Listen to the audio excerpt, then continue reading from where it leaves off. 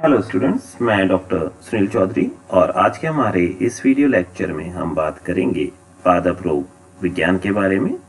जैसे कि हमारी इस लेक्चर सीरीज के अंदर हम बात कर रहे हैं विभिन्न प्रकार के पादप रोगों, उनके लक्षणों, उनकी पैथोलॉजी और उपचार के बारे में। आज से पहले के लेक्चर्स में हम बात कर चुके हैं दो विषाणु जनित रोग, टोबैको मोज़ेक डिजीज और yellow vein mosaic disease of भिंडी के बारे में। साथ ही बात की थी अपन ने पिछले लेक्चर में सिट्रस कैंकर के बारे में, जो कि एक जीवाणु जनित रोग है। आज के हमारे इस लेक्चर में हम बात करेंगे लिटिल लीफ ऑफ ब्रिंजल के बारे में। जैसा कि नाम से विदित है, यह ब्रिंजल यानी बैंगन में होने वाला रोग है, जिसके अंदर जो पर्ण का आकार है वो छोटा हो जाता है। इसका जो रोग कारक है वो है फाइटोप्लाज्मा। जो होस्ट है वो बैंगन है। बैंगन को बॉटनिकल लैंग्वेज में या वनस्पतिक जो नाम होता है इसका वो होता है सोलेनम मैलोंजिनम। बात करें रोग के लक्षणों के बारे में, तो सबसे पहला जो लक्षण है वो है shortening of the petiole. Petiole वो डंठल होता है जिसके माध्यम से जो पर्ण है वो स्तंभ से जुड़ी रहती है, जिसे अपन पर्ण ग्रंथ भी कहते हैं। तो जो पर्ण ग्रंथ है उसका आकार छोटा हो जाता है। साथ ही साथ पादप के अंदर जो पर्ण उत्पन्न होती हैं उनका आकार सामान्य पर्णों की तुलना में काफी छोटा होता है। देख सकते हैं अपन इस चित्र के माध्यम से। ठीक है, जो संक्रमित पादप है उसमें जो पर्ण बनेंगी वो सामान्य पर्णों की तुलना में काफी छोटी रहेंगी। कई बार जो पिटियोल्स होते हैं, पर्ण ग्रंथ होते हैं, वो बहुत ज्यादा छोटे हो जाते हैं, जिसकी वजह से ऐसा लगता है कि जो पर्ण है वो सीधे रूप से स्तंभ से जुड़ी हुई। देख सकते हैं अपन इस चित्र के माध्यम से। ऐसा प्रतीत होता है कि पर्ण सीधे रूप से जो स्तंभ है उससे चिपकी हुई है। साथ ही साथ जो पर्ण है वो कोमल हो जाती है, सॉफ्ट हो जाती है, ग्लैब्रस हो जाती है। ग्लैब्रस मतलब जो ब्रिंजल का पादप है उनकी जो पर्ण है उसके ऊपर कुछ रोम पाए जाते हैं सामान्य रूप में, परंतु यदि वो पादप संक्रमित हो गया है फाइटोप्लाज्मा से तो जो रोम है वो चले जाएंगे या अरोमिल पर्ण अपने को देखने को मिलेगी। साथ ही साथ जो पर्ण है उनका रंग येलो पीला हो जाता है।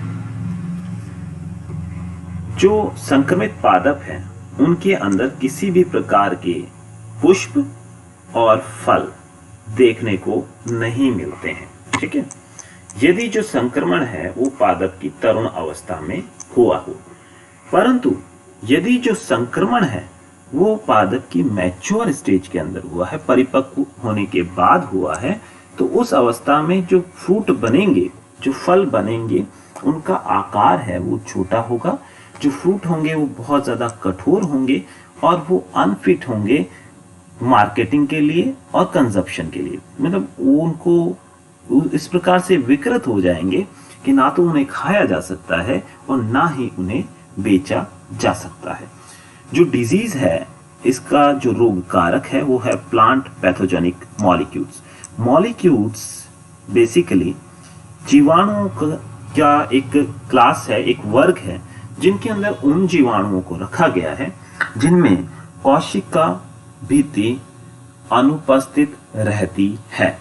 ठीक है, और ये मॉलिक्यूल कौन सा है? फाइटोप्लाज्मा है। सामान्य रूप से अपन पढ़ते हैं कि चाहे पादप हो, चाहे जीवाणु हो या कवक हो, इनमें इनका एक लाक्षणिक गुण है कि इनके अंदर कोशिका भित्ति पाई जाती है। परंतु जो मॉलिक्यूल्स वर्ग के जीवाणु हैं, विशेष प्रकार के जीवाणु हैं, इनमें कोशिका भित्ति अनुपस्थित रहती है।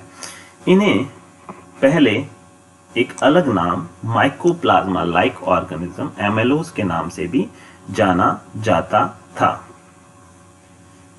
जो डिजीज है ये संचरित ट्रांसमिट होती है बाय एन इंसेक्ट वेक्टर, यानी कि एक कीट वाहक के द्वारा ये एक पादप से दूसरे पादप तक संचरित होती है और यह इंसेक्ट वेक्टर है हिशिमोनास फाइसिटिस।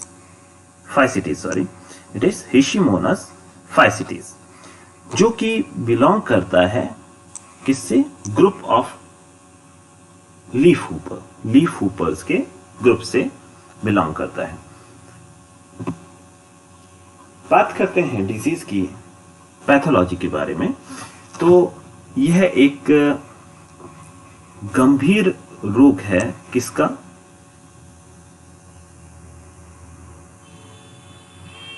It is not viral disease, इसको हटा दें। This is a serious disease of brinjal. ये है ब्रिंजल में होने वाला एक गंभीर रोग है। जो डिजीज है ये ट्रांसमिट होती है बाय द लीफ हुपर, जो अपन पढ़ चुके हैं, हिशिमोनस फाइसिटिस, या एक और इसका वेक्टर हो सकता है जिसे अपन कहते हैं एम्ब्रास्का बिगिचुला, है ना, एम्ब्रास्का बिगिचुला। तो ये इसके दो वेक्टर हो सकते हैं, या तो हिशिमोनस फाइसिटिस हो सकता है या एम्ब्रास्का बिगिचुला इसके वेक्टर रहते हैं, जो इसे एक पादप से दूसरे पादप तक संचरित करते हैं।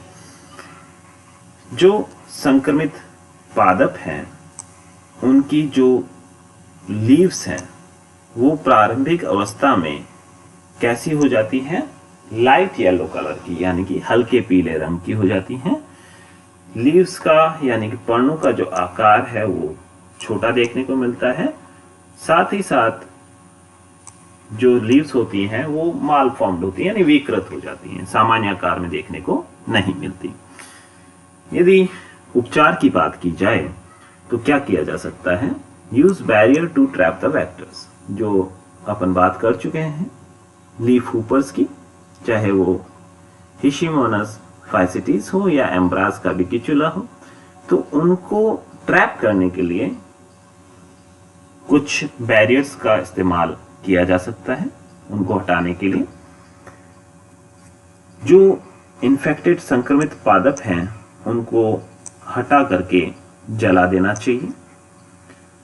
जो सोइंग टाइम है, यानी कि जो ब्रिंजल को बोने का टाइम है, उसे इस प्रकार से समायोजित किया जा सकता है कि वो उस समय नहीं की जाए जब जो लीफ हुपर है उनकी मेन फ्लाइट, मतलब उनकी जब अपन कह सकते हैं कि अधिकता है उस समय, तो उस समय अपन जो फसल है उसकी सोइंग को अवॉइड कर सकते हैं।